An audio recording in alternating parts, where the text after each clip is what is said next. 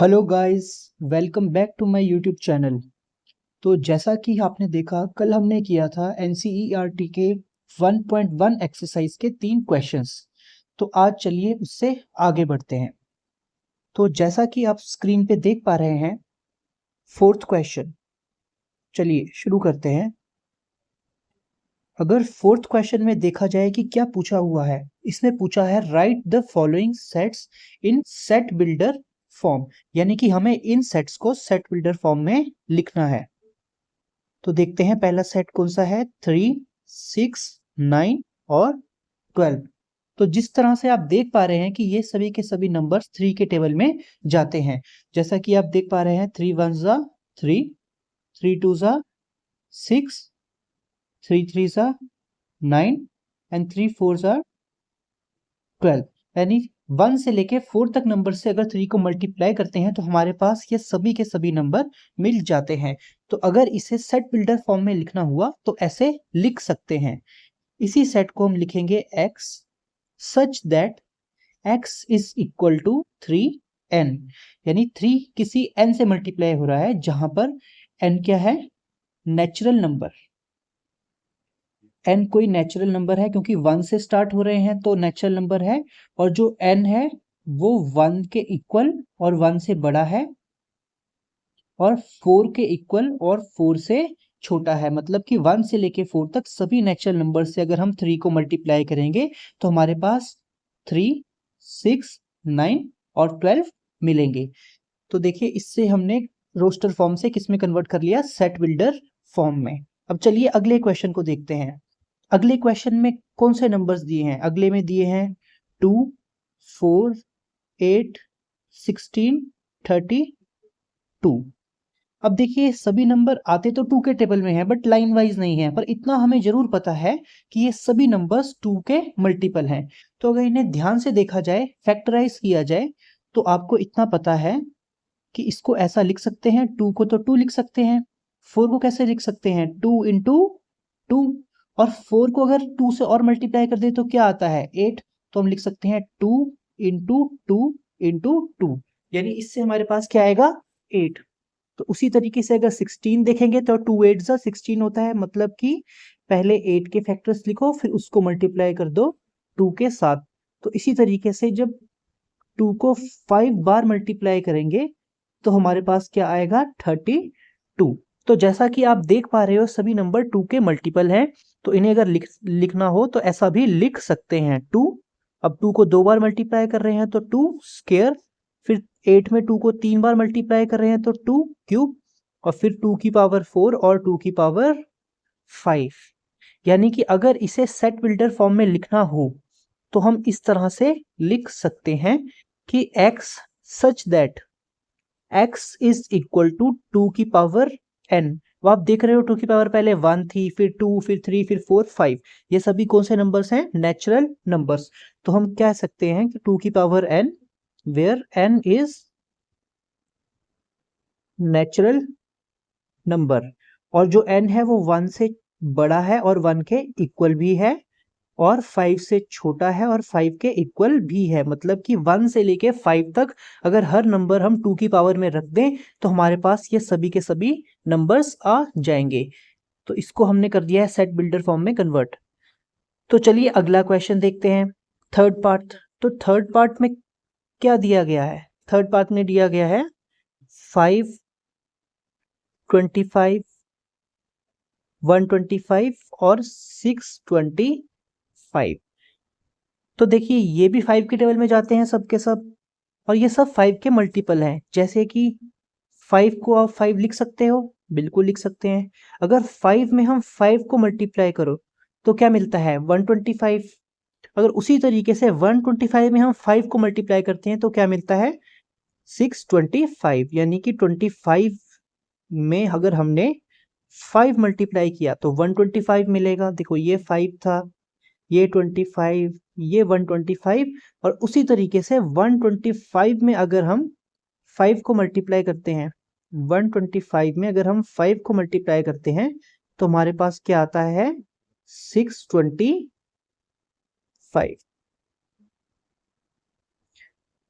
तो यानी इन्हें हम ऐसे भी लिख सकते हैं 5 की पावर 1, 5 की पावर 2, 5 की पावर 3 और 5 की पावर 4, जैसा कि हमने पिछले क्वेश्चन में किया था। तो अगर इसे सेट बिल्डर फॉर्म में लिखना है तो ऐसा लिख सकते हैं as x such that x is equal to 5 की power n, where n is natural number और जो n की वैल्यू है वो 1 के इक्वल भी हो सकती है और 1 से बड़ी भी, और 4 के इक्वल भी हो सकती है, 4 से बड़ी भी।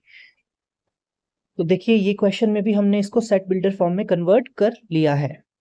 चलिए अगले पार्ट पर जाते हैं। अगले पार्ट में क्या दिया गया है हमें? 2, 4, 6 एंड सो ऑन। अगर आप इसे ध्यान से देखें तो ये 2 का टेबल है, जैसे 2 1s are 2, 2 2s are 4, 2 3s are 6 और ये इनफाइनाइट तक जा रहा है, मतलब चलते जा रहा है, हमें नहीं पता कहाँ तक रुक रहा है। यानी इसे आप 2 का मल्टीपल मान सकते हैं। यानी आप ऐसा लिख सकते हो 2 1s are 2, 2 2s are 4 और 2 3s are 6 and so on. तो अगर इसे सेट बिल्डर फॉर्म में लिखना हो तो इसे आप ऐसी इस तरह से लिख सकते हो x such that x is equal to 2n, क्योंकि ये 2 का मल्टीपल है जहां पर n क्या है? नेचुरल नंबर, क्योंकि पहले 1 से मल्टीप्लाई हुआ, फिर 2 से, फिर 3 से, where n is natural number. और जैसा कि ये आप देख पा रहे हो ये रुक नहीं रहा है, ये आगे भी चलता जाएगा। इसीलिए यहां पर हम नेचुरल नंबर को नहीं बताएंगे कि किससे छोटा है और किससे बड़ा है। तो चलिए बच्चों अगले क्वेश्चन पर चलते हैं। अगले क्वेश्चंस में हमें क्या दिया गया है? अगले क्वेश्चन में हमें दिया गया है 1, 4, 9 सो ऑन अप टू 100। तो अगर इसे ध्यान से देखा जाए तो हम देख पा रहे हैं सबके सब स्केयर्स हैं। जैसे 1 का स्केयर क्या होता है? 1, 2 का स्केयर क्या होता है? 4, 3 का स्केयर क्या होता है? 9 सो ऑन, एंड 10 का स्केयर क्या होता है? 100। यानी कि ये सभी के सभी नंबर्स नेचुरल नंबर्स के स्केयर्स को रिप्रेजेंट कर रहे हैं। तो उसी तरीके से हम इसे अगर सेट बिल्डर फॉर्म में लिखें तो इस तरह लिख सकते हैं x such that x is n square. x क्या है? x is equal to n square, यानी हम ऐसा इक्वल टू का साइन भी डाल सकते हैं। x such that x is equal to n square, यानी किसी भी नंबर का स्केयर। और ये सभी नेचुरल नंबर हैं, 1 2 3 and so on up to 10। तो जहां पर n क्या है? n इज नेचुरल नंबर और n 1 से लेके 10 तक वेरी कर रहा है, मतलब 1 के इक्वल और 1 से बड़ा और 10 के इक्वल एंड 10 से छोटा। मतलब कि 1 से लेके 10 तक अगर हम हर नंबर का स्केयर करेंगे तो हमें ये वाला सेट मिल जाएगा। तो चलिए अगला क्वेश्चन करते हैं। इसी तरीके से हमारा 4th क्वेश्चन कंप्लीट होता है। अब बढ़ते हैं 5th क्वेश्चन पर। अब अगर 5th क्वेश्चन को आप ध्यान से देखो तो 5th क्वेश्चन में क्या दिया गया है? List all the elements of following set. मतलब कि हमें सेट बिल्डर फॉर्म दी है और हमें इसे रोस्टर फॉर्म में कन्वर्ट करना है।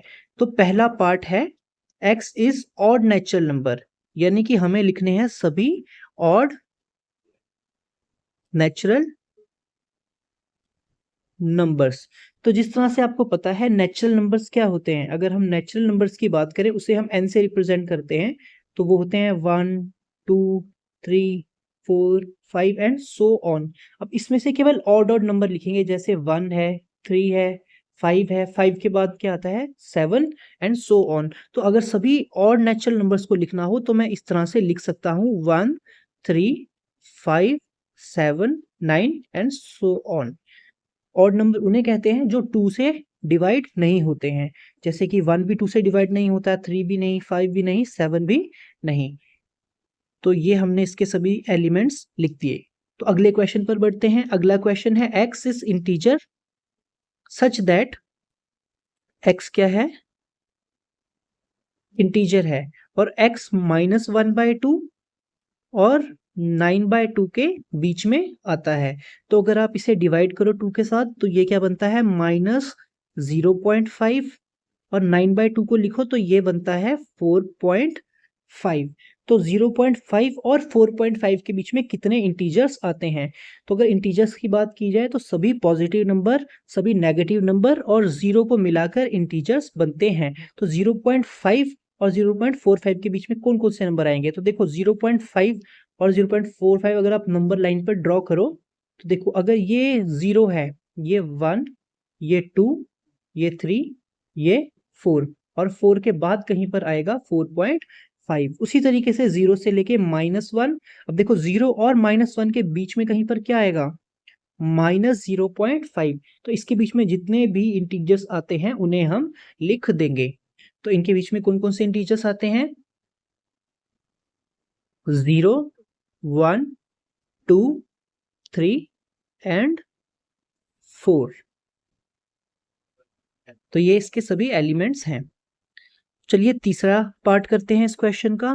तीसरे पार्ट में कहा गया है x is integer, x is N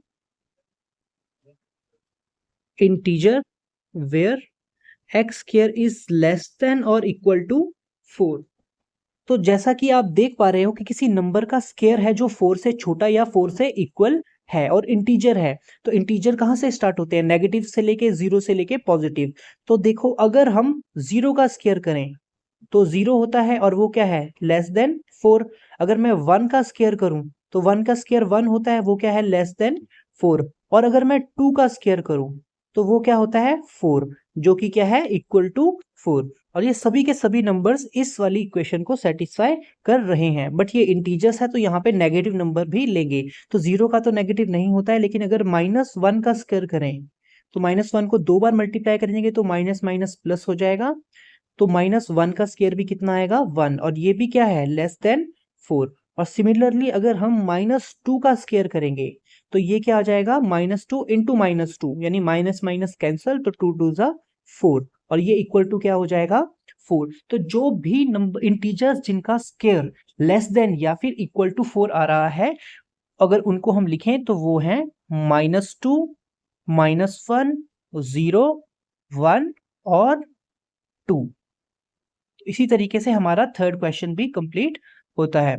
अब चलिए फोर्थ पॉइंट पर बढ़ते हैं। फोर्थ पॉइंट में क्या पूछा गया है, x is letter in word loyal, यानी अगर हम x की बात करें लेटर इन वर्ड लॉयल, यानी लॉयल में जितने वर्ड्स हैं उनको अगर हम एलिमेंट्स की फॉर्म में लिख दें तो हमारे पास क्या बन जाएगा, इसका सेट।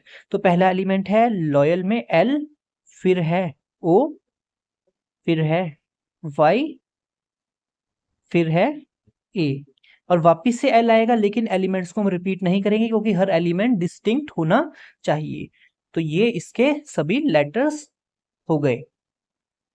चलिए अगले पार्ट पर बढ़ते हैं। अगले पार्ट में क्या पूछा गया है हमसे, अगले पार्ट में पूछा गया है E such that X is month of year not having 31 days. तो अगर हम देखें X is month of year not having 31 days. तो अगर हम बात करें कैसे फाइंड करेंगे, जनवरी, फरवरी, मार्च, अप्रैल, मई, जून, जुलाई, अगस्त, सितंबर, अक्टूबर, नवंबर और दिसंबर। तो इनमें से किन किन डेज में 31, किन किस मंथ में 31 डेज नहीं होते। तो फरवरी में नहीं होते, अप्रैल में नहीं होते, जून में नहीं होते,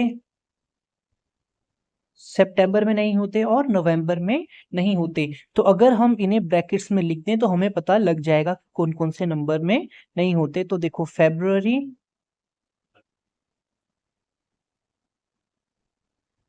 अप्रैल, जून, सितंबर और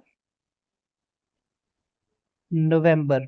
अगर हमें एलिमेंट्स की फॉर्म में लिखना हो तो हम इन्हें इस तरह से लिख सकते हैं। चलिए इसका लास्ट पार्ट है इस क्वेश्चन का, उस पे बढ़ते हैं। तो उसमें पूछा गया है x is consonant in English alphabet which precedes k, यानी कि consonant in English alphabet which precedes के।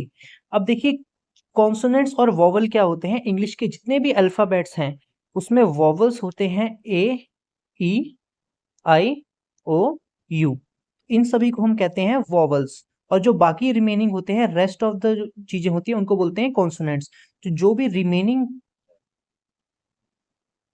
रिमेनिंग है उन्हें हम बोलेंगे कॉन्सोनेंट्स। तो के से प्रीसीड करना मतलब ये होता है कि के से पहले कितने कॉन्सोनेंट्स आते हैं। तो हम अगर ध्यान से देखें तो के तक की, के से पहले के पहले तो सभी अल्फाबेट लिख लेते हैं, ए, बी, सी, डी, ई, एफ, जी, एच, आई, जे। अब देखो के से पहले यही सारे अल्फाबेट्स आते हैं और इसमें से वॉवल्स को अगर हटा दिया जाए तो हमें क्या मिलेगा, कॉन्सोनेंट्स। तो इन सब में वॉवल्स जो है उन्हें हटा देते हैं, ए वॉवल है, ई वॉवल है और आई वॉवल है। तो हमारे पास जो भी अल्फाबेट बचे हैं वो क्या है, हमारे कॉन्सोनेंट्स प्रीसीडिंग के, मतलब के से पहले के कॉन्सोनेंट्स। तो अगर इनसे सेट की फॉर्म में लिखें तो ऐसे लिखेंगे बी, सी, डी, एफ, जी और एच। तो ये है इस क्वेश्चन का आंसर। तो चलिए इस चैप्टर के लास्ट क्वेश्चन पर चलते हैं और उसके बाद हम करेंगे अगला टॉपिक अगले लेक्चर में। तो इस चैप्टर का लास्ट क्वेश्चन है क्वेश्चन 6। तो हम देखते हैं इसमें क्या पूछा गया है। इसमें कहा गया है match each of the set on left in roster form with the same set right in set builder form. मतलब कि हमें चीजों की रोस्टर फॉर्म दी गई है और हमें कहा गया है इसे सेट बिल्डर फॉर्म में कन्वर्ट करना है। तो देखिए सबसे पहले लिखा हुआ है 1, 2, 3 एंड 6। 1, 2, 3 एंड 6। अब देखते हैं ए बी सी डी में से इसका सही आंसर कौन सा है। तो पहला, x is a prime number and divisor of 6। तो अगर आप देखें तो ये प्राइम नहीं है, ये प्राइम नहीं है, क्योंकि प्राइम किसे कहते हैं, जो केवल अपने टेबल में जाए और 1 के टेबल में जाए, उसी को हम प्राइम नंबर कहते हैं। तो यहाँ पर 6 प्राइम नहीं है, तो ए वाला आंसर नहीं हो सकता। उसी तरह से बी लिखते हैं, x is odd natural number less than 10। तो देखिए ये तो इवन नंबर है, ये सभी नंबर क्या है, इवन। तो बी भी आंसर नहीं होगा। सी में कहा गया है x is natural number and divisor of 6। तो देखो 1 भी नेचुरल है, 2 भी नेचुरल है, 3 भी नेचुरल है और 6 भी नेचुरल नंबर है और ये सभी के सभी 6 को डिवाइड करते हैं। तो इसका सही आंसर क्या हुआ, जो फर्स्ट है वो किससे मैच कर रहा है, हमारा सी के साथ, क्योंकि ये सभी के सभी नेचुरल नंबर हैं और 6 को डिवाइड भी करते हैं। उसी तरह से सेकंड देखते हैं। सेकंड में कहा गया है 2 एंड 3। तो चलिए ए से स्टार्ट करते हैं। ए में लिखा है x is prime number and divisor of 6। अब आप देखो तो 2 और 3 दोनों के दोनों प्राइम नंबर हैं, क्योंकि ये केवल अपने टेबल में जाते हैं और 1 के टेबल में जाते हैं। अब हम देखते हैं डिवाइजर ऑफ 6। तो बिल्कुल 2 6 को डिवाइड करता है, 2 3 6 और 3 भी 6 को डिवाइड करता है, 3 2 6, यानी ये दोनों 6 के डिवाइडर बी है। तो हम कहेंगे कि सेकंड का आंसर क्या हुआ, ए। चलिए थर्ड पे चलते हैं। थर्ड पे क्या दिया गया है, M A T H E I C और S। तो इन सब में देखा जाए तो क्या आंसर होगा। तो देखो ए का आंसर तो हम लिख ही चुके हैं। अब बी बचा है x is odd natural numbers. तो नहीं बचा यहाँ पे। तो देखो ये सब के सब अल्फाबेट्स हैं, तो अल्फाबेट्स में अगर आप बी ऑप्शन देखो, x is letter of word mathematics. तो देखो ये सारे वर्ड मिला के मैथमेटिक्स बनाते हैं। तो ये आंसर क्या हुआ, डी। तो लास्ट ऑप्शन बचा है 1, 3, 5, 7, 9 और हमारे पास एक ही ऑप्शन बचा है। अब तो कौन सा ऑप्शन बचा है, हमारे पास बचा है odd natural number less than 10। तो अब जैसा कि देख पा रही हो सभी के सभी ऑड भी हैं और नेचुरल भी हैं और लेस देन 10 भी हैं। तो इसका आंसर क्या आएगा, बी। इसका आंसर आएगा बी। तो इसी के साथ हमारी 1.1 एक्सरसाइज कंप्लीट होती है और इसके बाद मैं आपको पढ़ाऊंगा इससे नेक्स्ट अगली एक्सरसाइज की इंट्रोडक्शन। धन्यवाद।